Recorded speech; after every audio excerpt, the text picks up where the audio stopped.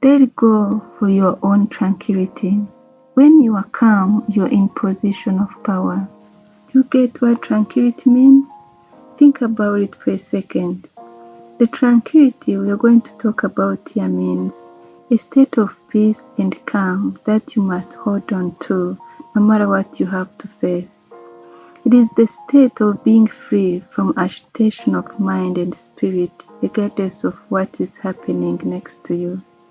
Trust me, with the world full of many loud and hard situations, you must make time to switch to tranquility mode and remind your brain that you deserve peace and calmness in your life to be the best self you can be in each situation. For your own good and benefit, choose to live in tranquility, meaning choosing peace and calmness over judgment, regardless of your surroundings. Try it out and you'll be surprised by how stable-minded you will stay even in a very emotionally disturbing situation. I like this principle of deciding to have a state of tranquility mode from the moment it came in my mind. It seems more like meditation, though different. No matter what's going on around you, take a few minutes to control your mind and remind yourself that a calm and restful mind is very important to be able to perform better in all you have to do. From the experience I recently had, I decided to be intentional in choosing to go into tranquility mode from the inside out, especially wherever I find myself in a situation that seems to be unclear or beyond my understanding. It's one of the best decisions I have made, and you can do so as well. Let me share with you a story that made me decide to live by this principle. I hope it helps you to see clearly the benefits of choosing peace over judgment, calmness over agitation or argument, no matter how hard it feels. Last month, I had a trip to Europe. During my trip, I thought that since I was already there and I had some free time, why couldn't I take the full advantage and visit the dentist? I decided to go for it. Luckily, I was able to get an appointment within the time period that I was there. So the day of appointment came. I made it on time, filled out all the paperwork as needed, and went to sit at the waiting area for my turn. The dentist came to call us from the waiting area. I was with my companion. We get to the operation room. They show him where to sit on one side, and I went on forward to sit in the patient's chair under the big operation dental machine. Despite the fact that I was right on time, the dentist had a kind of aggressive attitude. She acted unusual. She had an unfriendly expression on her face. Everything was done so quick and quiet. Forward the story. They injected a couple of anesthesia injections up and down on one side of the mouth. In no second, the whole part felt numb. The dentist did what she was supposed to do, and in no time she said, "I'm done, now you can go." Just like that. It was one of the most uncomfortable experiences I have ever had as far as I could remember. She was so rough, as if I was in punishment. If it was not my idea to go in the first place, I would have thought that someone was behind it. Finally, as I was getting out, I thought maybe a nurse or someone is going to give me details of aftercare regime and some prescription or something. All the way out, nothing. Anyway, surprisingly, and the main reason to share this story follows. The next visit was scheduled for the following week.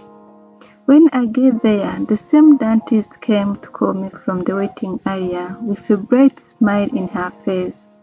This time she was very friendly, asked how my week had been. She wanted to chit-chat, asking if I was able to eat and clean, how I was enjoying the stay in the neighborhood, and so forth. I couldn't trust my mind. I thought that maybe after so many anesthesia from last week I do not remember well. That couldn't be the same dentist I saw last week, I said in my head. She was the most caring and loving person. I really couldn't believe what I was hearing. She told me to take my time, prescribed me some pain, anti-inflammatory and infection pills in case I needed them. This time, she even suggested I wait for the anesthesia to wear off before we go on with the next treatment. I was dumbstruck in my head. I kept thinking, this cannot be the same person. She seemed happy and ready to help without any rush. Funny thing, the way she treated me with love, patience and care this time round worked well on my brain, just like magic. Compared to the pain and discomfort the procedure caused last time, now it felt like it was almost nothing. The joy of how she received and treated me this time emotionally blinded me.